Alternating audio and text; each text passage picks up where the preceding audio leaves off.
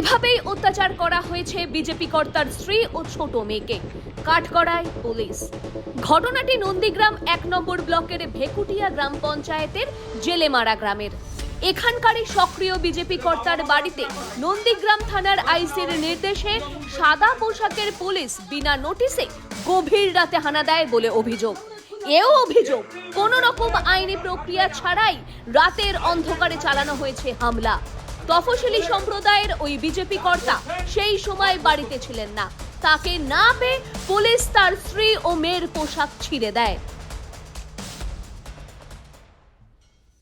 এই বাড়িতে কে গেছিল? এই মহিলাকে কে মেরেছে? এর বাড়িতে কে গেছিল জানতে চাই। আমি এলাকার বিধায়ক। এই মহিলাকে কে মেরেছে জানতে চাই। এই বাচ্চাকে কে ফেলে দিয়েছে? কে গেছিল এর বাড়িতে? কোন মস্তান? ডাকুন আইসিকে। কেন সিভিল ড্রেসে গেছিলেন? মস্তানি টি শার্ট পরে চলে গেছে, চপ্পল পরা পুলিশ, হ্যাঁ ছুটি পরা পুলিশ, ছুটি পরা পুলিশ, চটি পরা পুলিশ।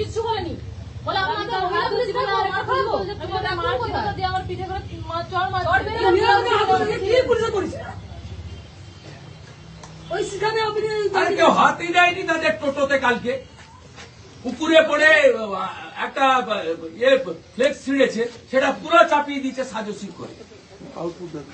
একদিনও কলেজ করে না এই ছোকরাটা, এই গর্গনা হর্গ। একদিনও কলেজ করে না, এইসব করে বেড়া। আর এরা থরথর করে কাঁপে ভয়। তৃণমূলে যোগ দিতে রাজি না হয় এই অত্যাচার বলে অভিযোগ। রাতের অন্ধকারে হানা দেওয়া পুলিশের দলে কোনো মহিলা পুলিশ কর্মী ছিলেন না, ছিল না কোনো বডি ক্যামও। এই ঘটনার শেষ দেখে ছাড়বো, হুমকি শুভেন্দুর। সংবাদ টুডে ব্যুরো রিপোর্ট। ছাড়া হবে না, নিয়ে যাও অফিসে নিয়ে যাও।